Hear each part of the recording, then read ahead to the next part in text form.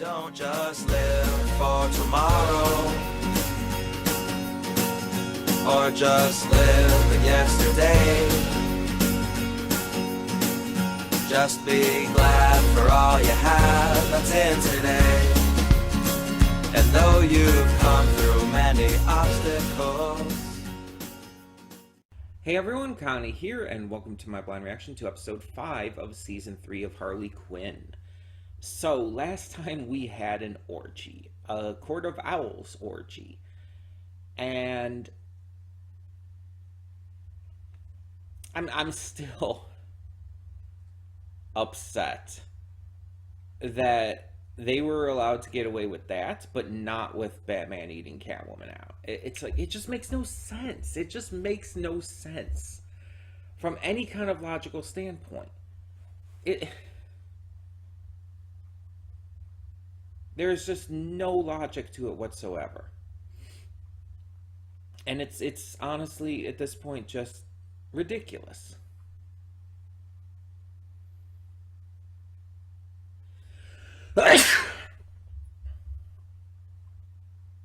Excuse me. But yeah, it's dumb.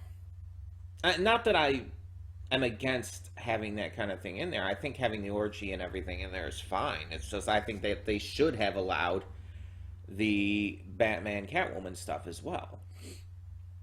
And as I've said before, their entire argument for it makes no sense. The entire heroes don't do that kind of thing is just stupid bullshit. And it makes no sense, especially since they allowed other stuff like this. It's just,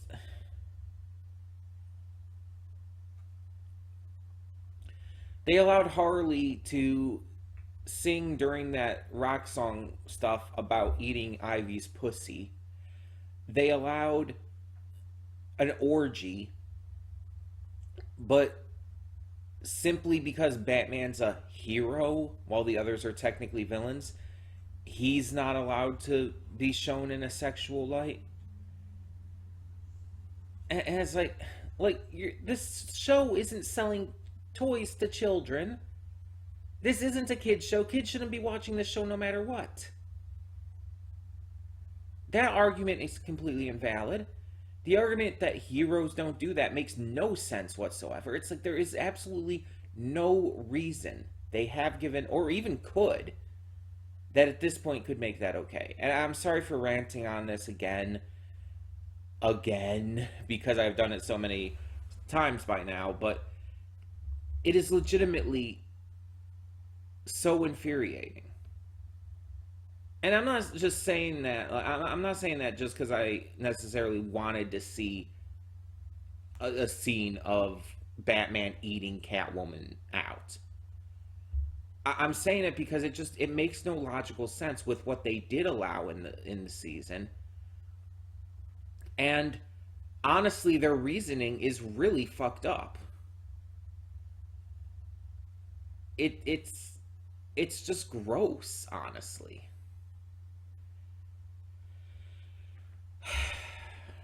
And even with all the backlash it got, like, they still didn't change their mind and everything. And yet, again, they still allow shit like this. And it's like, why?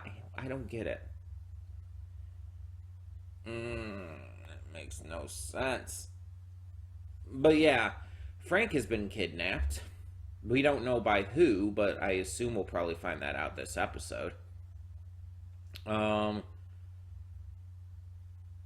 Harley and Ivy worked out some things just by learning to have better communication. Bane was eating a giant sub while buck naked outside of his mask. Because orgy. Last episode was a trip, man. It was a trip and I was not ready for it.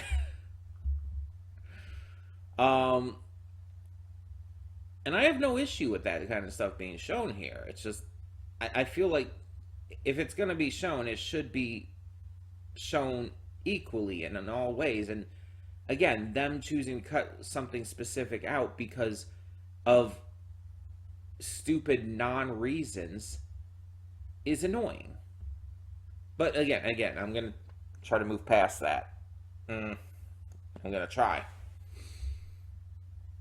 So, I don't know what to expect going forward. I don't know anything about the rest of the season, so I guess we'll just find out. So when the screen fades to black, pause this redirect and go to the description below. Follow the link to the reaction, and after you watch it, come back here to the redirect and resume play. Because after it fades to black and fades back in, everything from that point forward will be my afterthoughts and will contain spoilers to the episode. So, that being said, thank you so much for tuning in, and I will see you at the reaction. And we are back, and we'll begin with spoilers in 3, 2, 1, now. I'm not going to rant about it. I'm not going to keep ranting about it. But, like, Nora's tits were barely censored in this. Like, I pulled up the picture here. Let me get it back up, because I actually did close it down again.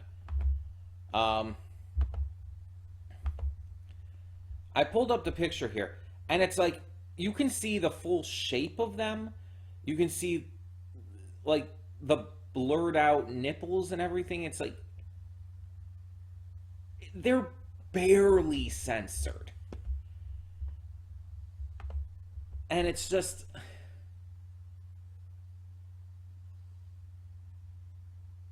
I just don't understand. I don't. And again, I'm fine with them showing this stuff. I don't think there's an issue with that. This is an adult series.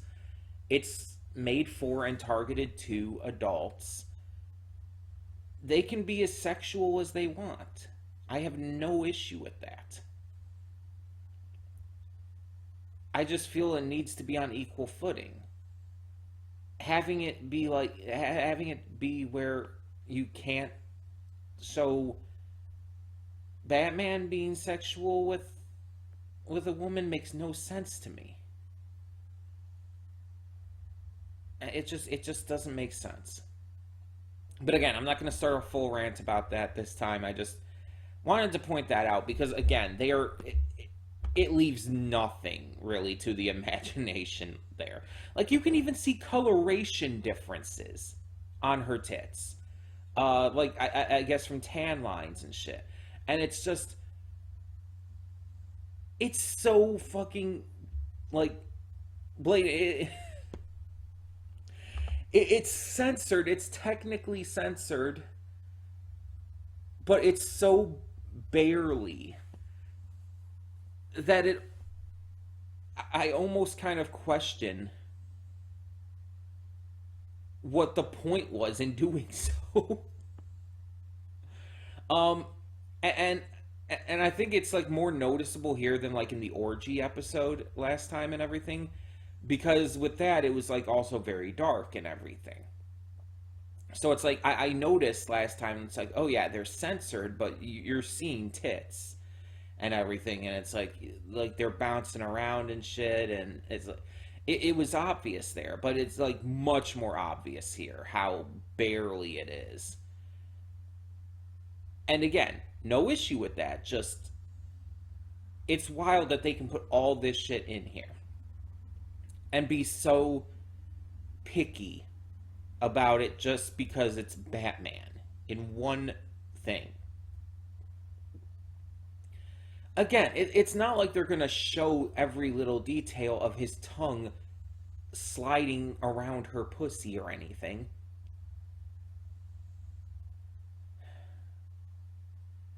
It probably wouldn't show much of anything at all. And again, I need to stop before this does become a rant again. I apologize, I really do.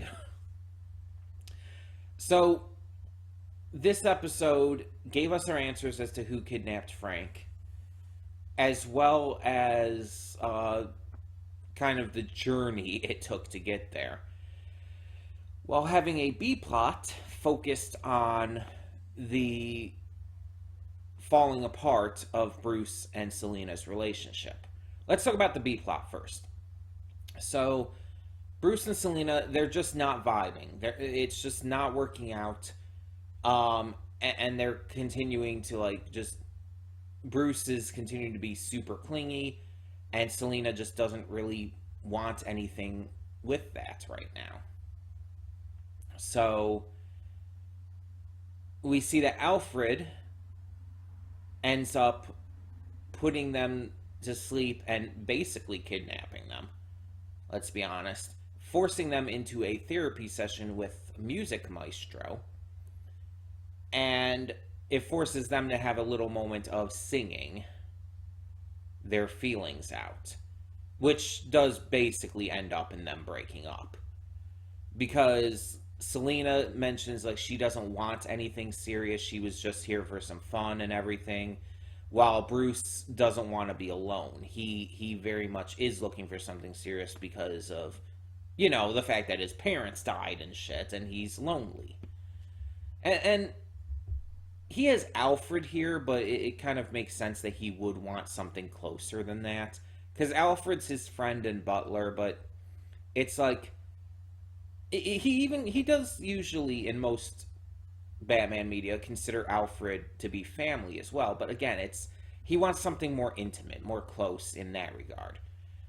And considering in most media as well, Batman tends to be a playboy, it kind of works out. It kind of makes sense. This time giving him more of a reasoning for that. But Selena, yeah, she's basically just done with him at this point. And so we find out at the end that he was the one who actually kidnapped Frank as part of his job as Batman and everything to take out, to stop Poison Ivy. He's trying to figure out what she had done to him in the first place. So that's pretty interesting. And the fact that Ivy knows that it's Bruce now that has him and not Batman specifically, that's even more interesting. That could come into play with them finding out Batman's identity here. And mind you, the Joker already knows, but they don't, presumably. I assume they don't have a way to know. So, but meanwhile, in the main plot, the A plot, Harley, Ivy, and Nora end up going to Louisiana, to New Orleans, to basically find Swamp Thing and use his help to help Ivy connect to the Green, or to just have him do it, which is basically like this connected plant consciousness they can access and like go and check out the plants all around the world and wherever they need to find what they need to find and all. Interesting. I'm sure that's a thing from the comics that I just am not super aware of. Because I don't know everything. I just know some things. But anyway. So Ivy had been having trouble accessing it due to a lot of stresses and distractions and all. A lot of her own self-fears and whatnot. So they go to New Orleans and they have to try and find Swamp Thing because they don't know where he's at. And so they end up meeting John Constantine in a bar because of course they do. And he challenges them to a drinking match. If anyone can outdrink him, he'll tell them where Swamp Thing is. And somehow Nora ends up doing so. And she goes to the swamp while the others are just like drop dead drunk, completely unconscious. Harley and Ivy wake up, get the map from Constantine as he's laying there unconscious, and yeah, just they all head to there where they find out Nora and Swamp Thing have been fucking. And it's like, okay, fine, whatever, that's okay, that no issue there, but does Swamp Thing have a dick? Like, that's my big question here. I, Swamp Thing is like the consciousness of a man, but in like this mutated plant-like body. Does he have a dick? And if so, what does it look like? What would it look like? Like, is it just like big, planty, and viney and shit? Like, what would a plant like? What would his and how much does it work like a real dick? Can he come? I have so many questions. And apparently he mentions that she was inside him? Like, there's questions there too. And I mean, like, I'm all game. That's fine, but it's like, what did that mean? How did he mean that? Is it weird that I want details? Not out of a horny reason, just a curiosity reason. I'm genuinely curious as to like how their sex worked. And again, there's nothing wrong with like pretty much any answer that would come from that. It's just like I'm just curious. But apparently they fucked, and multiple times as we see.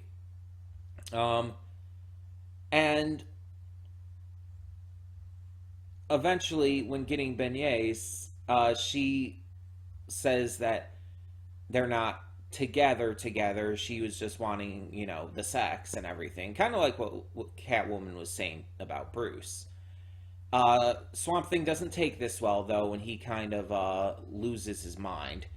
Goes crazy because of grief, because he was looking for a serious relationship due to the very messy and terrible divorce he went through before.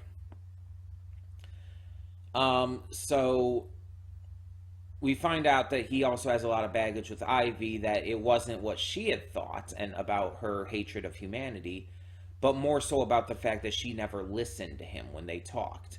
That he would always listen to her concerns and issues, but whenever he tried to bring up his own, especially about the impending divorce at the time, she would ignore him or find reason to leave or whatnot. And it fucked him up. And that's fair. And we see Ivy also breaking down and being vulnerable and admitting that Frank is her best friend. And that before Ivy, he's all she really ever had. Or before Harley, he's all she ever really had. And that she's scared. That she doesn't know what happened to him, and she just wants to know and wants to help him and wants to save him.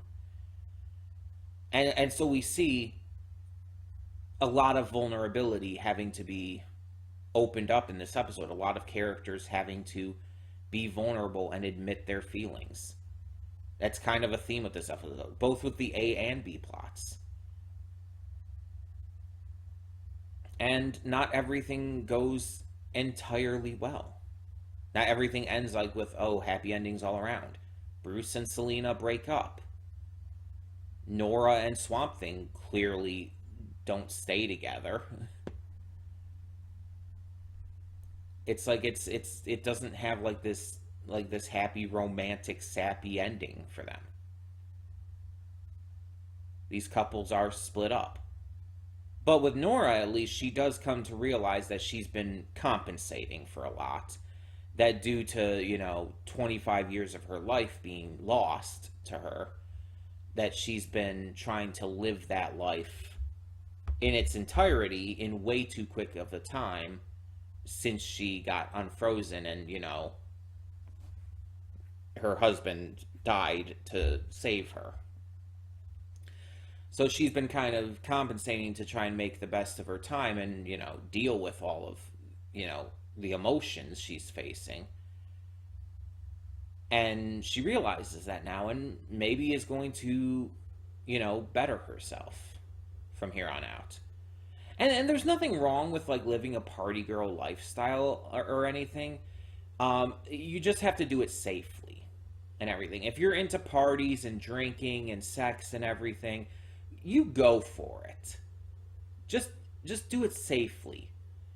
Make sure you're being safe with the sex. Make sure that you're not over drinking constantly to the point where it's really not good for you in any way, shape, or form.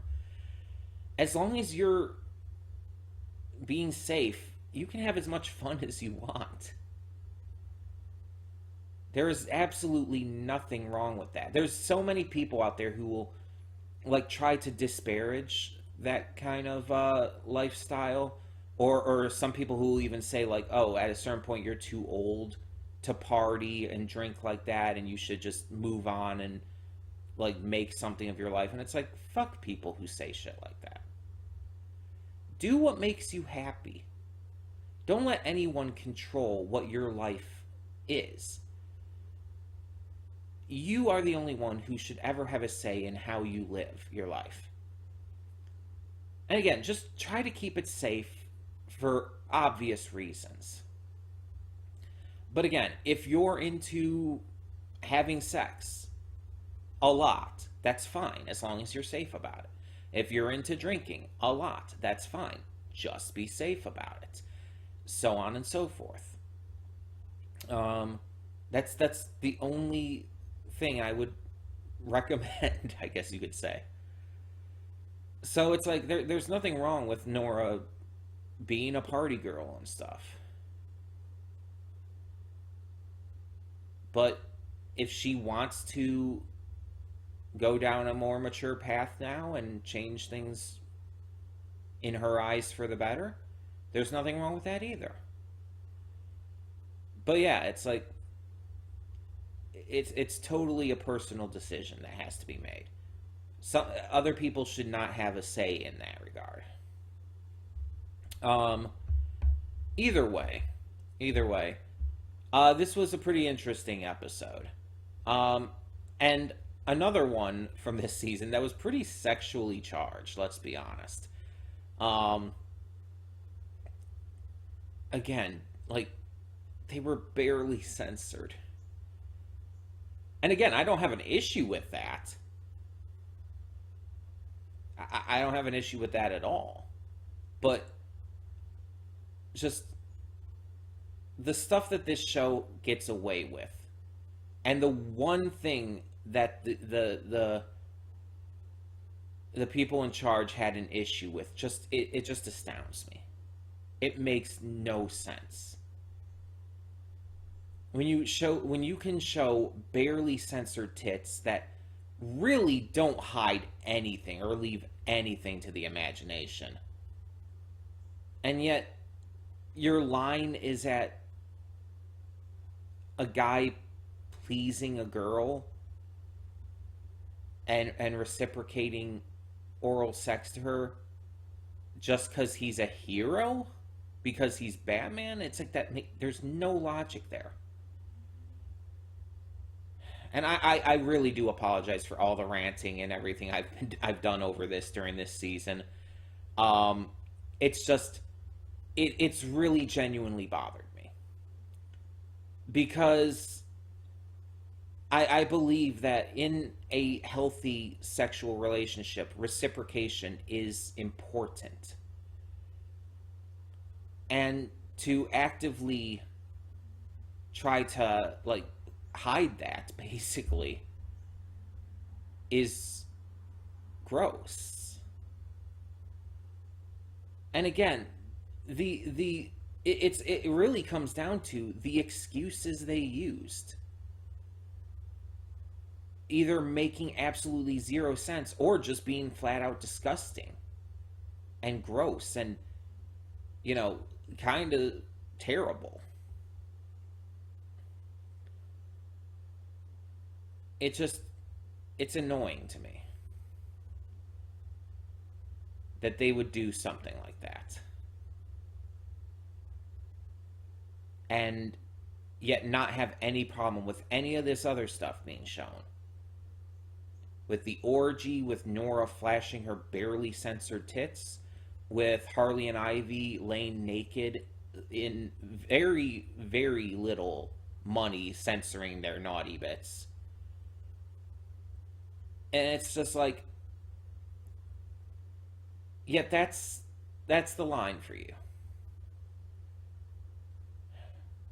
It annoys me so much. And again, I'm trying not to rant too hard and too long, and but it's hard because it's such a just wildly ridiculous thing that makes no sense.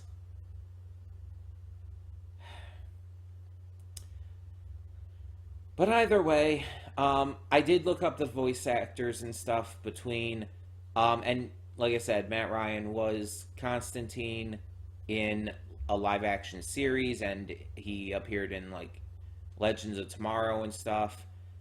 So yeah, it was the same actor, and I think that's really funny.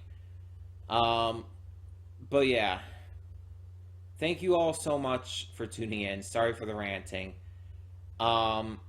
If you have any thoughts on this episode, please leave them down below. And for now, I'm Connie, and I'm signing off. See y'all next time.